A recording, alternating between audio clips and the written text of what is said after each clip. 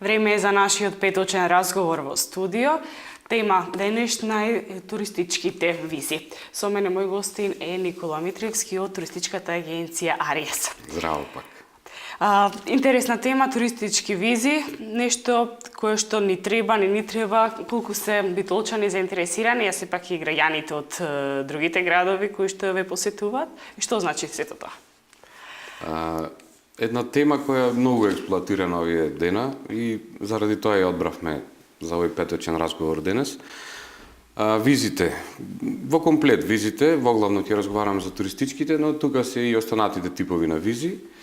Имаме се почесто разговори, разни анализи околу тоа за визните режими, за кои визи луѓето можат да аплицираат од кај нас, како да ги добијат. Но добиваме многу различити прашања, многу чудни прашања многу пати и рековме ајде малку да пообјасниме околу тоа. Ние како агенција уште од самиот почеток се занимаваме со таа тематика, зашто спаѓа во туристичкото, да речем, работење, односно консалтинг туристички, во подготовка на документи за аплицирање за разните типови на визи. Нормално за тие држави земји за кои се уште имаме визи, односно визниот режим е таков, и гледаме да бидеме во тек нон-стоп, да посетуваме семинари, да сме во тек со измените законски кај тие држави и како најлесно апликантот да добие виза, односно да му се даде правец и да не залута. Значи, 80% од негативните одговори во врска со визите, односно апликациите за визи, е заради погрешна информација. Ние сугерираме кај клиентите, можат и сами тие да ги направат тие апликации, но многу често знаат да сгрешат. Прва грешка е да се одбере типот на виза. Ќе поразговараме за повеќе земји за кои ги спремаме тие документи. За каде се потребни визите, доколку се бара, доколку вашите клиенти се одлучат за патување, во кои земји е потребно за да издадат виза? Најголем број на визи кои ги работиме, има повеќе земји, визниот режим се уште го имаме со многу земји во светот, но најмногу кои ги работиме тоа се Австралија, Соединетите Американски држави, Канада, Англија и дел имаме и за Нов Зеланд, тоа се можеби малку поретко, и сите други земји кои се уште имаме визи, кои можеме да ги сработиме, зашто за дел од државите немаме кај нас амбасади, немаме конзулати, па тие апликации се испраќаат или во Софија, или во Атина, или пак и во други места, но добро е што во последно време многу од нив веќе преминаа на e-виза, односно апликациите одат онлайн, документите се атачираат онлайн и таа цела процедура многу се поедноставува и е поевтина нормално. Оно што е интересно е и малку и проблематично тие документи кои што се потребни, значи начинот на аплицирање за на виза да им го поблиску да им го доведеме на гледачите. Што треба тие нормално треба да дојдат кај вас? Како треба да постапат? Малку прво, да, ние сме првиот филтер. Наша работа и на семинарите и обуките кои ги држат амбасадите кои ги имаме како нивни партнери, да речем, овластени партнери да тоа го работиме, е да прво оцениме дали тој вистина е турист, клиентот. Зашто не се сите апликанти туристи кои аплицираат за туристичка виза. И тоа е работата на службите имиграцијски, тоа да го согледаат. Дали тој апликант стварно има намера да оди туристички да отпатува во земјата, колку време би престојувал, дали тоа е вистинска фамилиарна посета, туристичка посета, или тој има некои други намери. Дали да работи тој период дури е таму, да работи некои илегални работи, или пак можеби и сака и да остане, да не се врати кај нас. Најбитно е да се покаже дека тој апликант има сериозна намера да биде тој турист. И во тој период кој го бара. Да речеме, од 10 дена, 45, 30, дури и 90 дена како туриста кој ќе оди во посета на своји роднини, пријатели, ќе се запознае со државата и така натаму. Документи споменавме. Дали треба некои документи кои се потребни да ги достават до вас? Најбитно е да се покаже прво на врската помеѓу него и гаранторот кој се наоѓа таму. Доколку се роднински врски е најдобро. И тоа прво колено, второ колено, тогаш апликацијата е малтене 90% одобрена. Нормално може да бидат и пријатели. И втора работа е да се покаже дека тој има цврсти врски со својата држава. Односно дека нешто него го врзува да тој одредениот рок се врати дома. Да си продолжи со своите работни обврски, фамилијата, децата. И ние тоа и во текот на овие години го имаме стекнато како искуство, а и препораките на нашите, кога имаме обука, препораките се такви. Да покажеме дека тој ќе се врати дома. Бидејќи споменавте електронско аплицирање за овие визи, претпоставувам дека оди на тој начин побрзо, но колку се чека за да се добие позитивен одговор? Зависи од пасошот на апликантот, зашто имаме ние апликанти кои не се со македонски пасоши, имаме со бугарски пасоши, имаме со германски пасоши, знаете, ние имаме диаспора, имаме луѓе кои биле живееле некаде надвор и имаат странски патни исправи. Например, за австралиска виза со германски пасош се чека 15 минути. Значи, го добиваме одговорот, за 15 минути се принта визата и тоа е веќе готово. Со македонски пасоши таква ситуација, да речем со некои од руските републики, се чека еден ден и визата стига на имејл. Канадската туристичка виза во моментот е направена комплетно онлайн, значи сите документи се испраќаат онлайн, се обработува визата онлайн, кореспонденцијата со визната канцеларија е онлайн и по добивањето на одговорот, доколку е позитивен, уште тоа остана, пасошот мора да се испрати во Виена за да се залепи визата во пасошот. Кај австралиските визи пак е обратно, документите се испраќаат до амбасадата во Белград и визата стига на мејл. Тогаш нема потреба пасошот да се испраќа и да се прават трошоци, зашто и тоа ДХЛ трошок кошта некои 5000 денари повратна пратка до Виена и назад или до Белград. Се надеваме дека да има индикации дека во 6 месеци сите визи ќе преминат онлайн и ќе нема потреба да се испраќаат пасошите, едноставно само ќе стигнат на имејл. За каде аплицираат најчесто македонските граѓани? Аплицираат за секаде.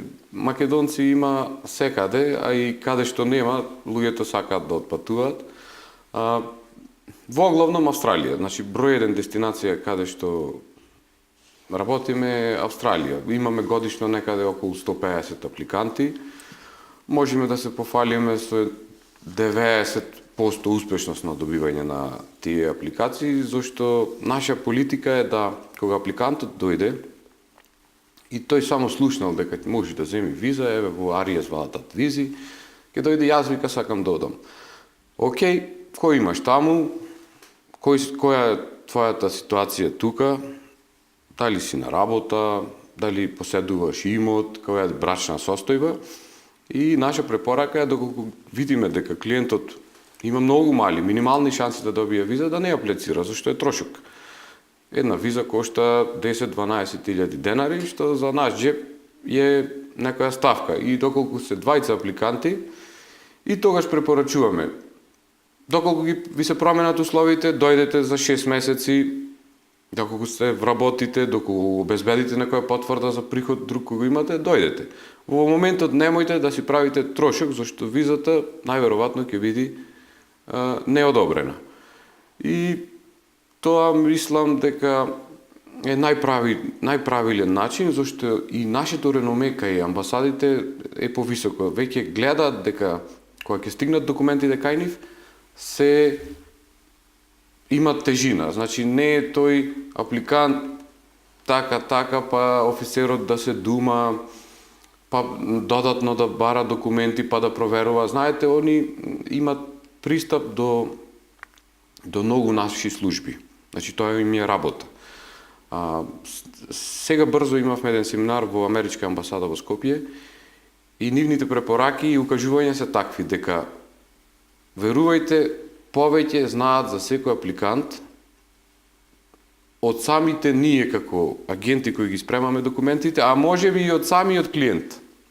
Значи, колку време бил каде на работа, имаат пристап до централен регистар, имаат пристап до бюрото за вработување. Значи, не можете да излажите. Точно знаат од кога до каде апликантот работел, неговата фирма во каква состојба е, доколку има приватна фирма, колку вработени има, колку плата зема, како и што, јас не знам, еве најобично, знам во централен регистар може да се регистрирате и да си пребарувате за секоја една фирма. Тие исто имат такви акаунти, веќе отворено кај нас. Интересно. Покрај туристичките визи, тука има и школски визи, студентски визи, исто така и селенички. Но повеќе би се задржале сега за студентските визи, бидејќи сепак времето налага некои нови можности, сепак глобалниот начин на живење и сите сме поблиску некако и развојот на технологијата не носи блиску до и другите континенти и полесна комуникација. Сепак тоа треба да се земе позитивно кога станува збор за овие визи. Исто така тука се и визите за работа. Многу наши студенти од Битола, јас познавам особено, кои што се одлучиле оние 3 месеци измеѓу студентските години да ги поминат на работа во Соединетите Американски држави. Па ако може малку поблиску за како може да се дојде до овие студентски визи, до студентските, до работните и така натаму. Во последно време е многу актуелно и тоа иселувањето, па колку се иселиле луѓе, како се иселиле. Ние ги работиме и тие типови на визи. И работните визи, и иселеничките, и студентските визи. Многу луѓе идат и прашуваат како јас да добијам виза да одам во Канада, имам таму братче, па сакам да работам и така. Не е така едноставно, но се може да се направи. Значи, само со упорност, кога некој сака нешто да го направи, ќе се најди пат и модус. Ние имаме и во Канада, и во Америка, и во Австралија имаме консалтинг партнери со кои соработуваме. Дали се адвокатски канцеларии, дали се овластени агенти кои таму работат и ние сме во постојана комуникација со нив и се разменуваме мислења и начини околу тоа како можеме да помогнеме на нашите клиенти. Специјалност наша се студентските визи за Австралија. И така и ги нудиме. Тие се едноставно, значи, тип на виза која го одобрува државата Австралија за школување во Австралија, односно за додипломски, постдипломски, докторски студии. И државата Австралија тоа го направила така да прибере голем број на паметни луѓе таму. Едноставно имаат и приход од тоа, зашто тоа кошта, треба да се плати тоа школување, но секој си го гледа својот бенефит од тоа. Младите луѓе ќе одат, ќе се дообучат, ќе се дошколуваат или ќе се школуваат и ќе видат и некоја можност евентуално и да останат таму. Веднаш добиваат понуди за работа од многу компании. Нормално имаат можност и да се вратат тука, доколку завршат некој добар факултет или се спремат со нешто кое фали тука, еве јас имам мој школски другар кој си дојде, беше таму 15 години, си дојде, сега работи во влада на РМ како стручњак за енергетика. Во секој случај неприкосновено право е на секој човек да се образува каде сака. Ние тоа го нудиме и нудиме консалтинг и помош со нашиот партнер тамо Алекс Марковски, кој веќе имаме околу 80 успешни апликанти овие 2 години. Дали се одлучуваат одма после завршувањето на средното образование или чекаат одреден период овде па заминуваат? Мислам, бараат визи. Младите луѓе имаат разни соништа. Некои веќе оддавна се решени дека кога ќе завршам јас средно, ќе заминам во странство и така. Некои одат прво тука на факултет, па после одат на дошколување во Австралија. Ние конкретно работиме само Австралија, но не значи дека само Австралија, ги има и Канада и Америка. Може да се оди на школување, но ние таа програма конкретно во Аријас ја немаме. Зелената карта за 2007 имате 2017. Дали колку е се уште актуелна? Многу е актуелна, веќе години, 15 години тоа работиме. Уште кога прво беше со пуштање пликчиња, обично пошта. Сега тоа оди онлайн. Државата Америка тоа го направила многу паметно. Знаете, тие се први статистичари во светот. Замислете од цел свет каква информација ќе добиете од секоја една држава, колку луѓе ќе се пријават на тој систем таму. Бројот на одобрени, значи на одобрени барања е незначително мал спрема бројот колку апликанти има. Во проценти, не знам да ви кажам. Тие прибирате на информација колку луѓе и каков профил, возраст, професионални карактеристики и така, сакаат да емигрираат кај нив. Тоа сето ќе го обработат тие податоци и тие податоци ги имаат и можат да ги користат во разни нивни анализи за движењето на пазарот во Америка. Исто тие податоци ги имаат имигрантските служби во Америка. Кога одите да аплицирате после за туристичка виза, тие едноставно само ќе проверат вие колку пати сте аплицирале за зелена карта. Таа е лотарија за зелена карта. Значи, некој треба да ви извлечи вас, па вие да добиете можност да продолжите со апликацијата. Не значи дека ако ви извлечат, дека ќе добиете виза. Да, треба да оставите потребни документи, да не сте осудувани, да имате одредени услови да ги запазите. Најчесто нема проблем. Минимум средно образование и такви работи. Но кога ќе одите, сакав да напоменам за апликација за туристичка виза и тие ќе ве прашат: вие имате 7 пати аплицирано за иселеничка карта. Зошто? Па знаете зошто, заради тоа што сакам јас, мојот сон е да живееме еден ден во Америка и не само негов, туку на полојна свет е сонот да живее во Америка. И тие едноставно со тоа имаат еден увид во цела ситуација, кој човек какви намери има, што сака. И кога идат луѓето, кога ние ги спремаме, знаете, тоа треба да се фотографира, ние правиме студио како кај вас, ги фотографираме, се обработва фотографијата како што треба, се пушта апликацијата и тоа е без пари.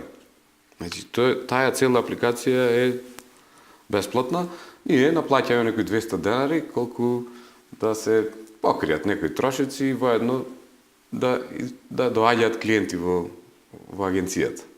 И сега има заинтересирани? Има. Ова година, за 2017, мислам дека имавме 170 апликанти. Имаме и такви кои добиле. Од минатите години имаме доста кои добиле. Имаме, мислам, реална ситуација да имаме и луѓе кои веќе тамо. Јас имам еден мој другар, кој веќе 12 години во Америка, така доби виза. Значи, вака кажа на работата е интересно, но сигурно претпоставам дека се соочувате и со некакви проблеми. Тука и оно што може често и по филмовите да се види, и по вестниците, дека некогаш има лажно представување кога се работи за тие визи.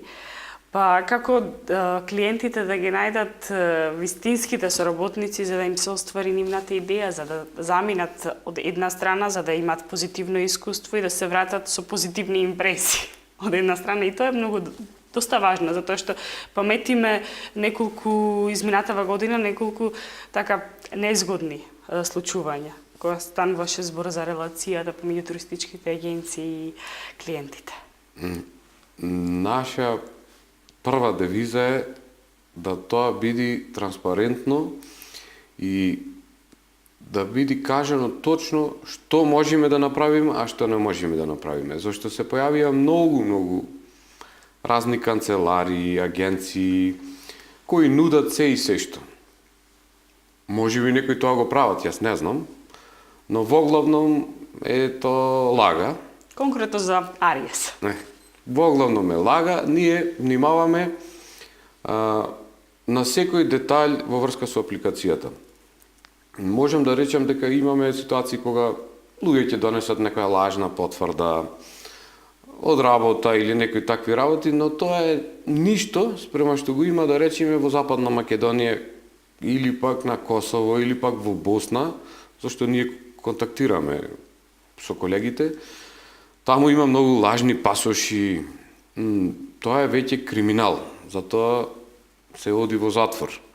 И можем да речем кај нас луѓето ќе пробаат нешто, можеби да подметнат во документите и така. Некогаш и нас ќе ни промакне, не можеме тоа сето да го следиме нормално. Но наша сугестија е до сите дека во 90% од случаевите ќе биде откриено тоа. Тие се такви служби кои тој толку добро работат, тоа им е работа впрочем, да го откријат. Секој лажен документ, секоја неправилност но луѓето се, да речем, во некои незавидни ситуации сакаат толку силно тоа да го направат, што после втор, трет пат, четврт пат на аплицирање на се спремни многу пати. Со оглед на тоа во каква средина се развиваат и сето тоа? Не мислам, видете, тренд е на цел Балкан, прво за Балканот, пошто најмногу за Балканот. Да не правиме муавет сега за ситуацијата што се дешава на Блискиот Исток, Северна Африка и така. Толку луѓе има во неекономски незавидна состојба кои сакаат да најдат парче леп. Нив не можеш да ги застаниш. Тие ќе пробаат се што може да се проба само да стигнат до ветената земја. А дали е тоа ветената земја каде што ќе одат многу пати, ние им викаме, јас да одам во Америка, има таму работа, не е и таму сјајно сега. Сега имаме случаи кога и се враќаат луѓе, нема да се снајдат, не се доволно образовани, слабо владеат јазик, не е баш лесно. Значи, светска криза не е исто како ситуациите кои биле 50-тите години, кога првиот бран бил голем од овие простори, 70-тите години, кога имало економска експанзија, па имало огромен број на работни места, па самите држави ги викале имигрантите да дојдат да работат.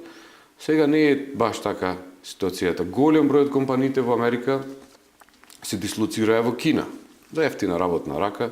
Да речеме во Колумбус, каде имаме една голема наша македонска заедница, се затворија Ray-Ban, се затворија огромни фабрики и таму има голема безработица.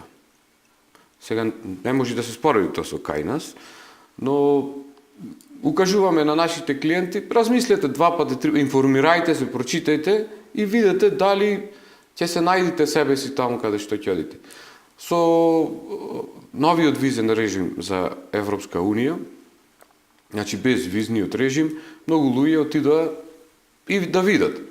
Па ќе се снајдат нешто, ќе подработат еден месец, два, што не е легално, значи сите знаеме дека не е легално, но може би преќутно и од тие држави е тоа одобрено. Па ќе увидат дали ќе останам, дали ќе се вратам назад. Голем број остануваат, но дел и незадоволни ќе се вратат назад дома. Нема Како сега. дома нема нигде. Да.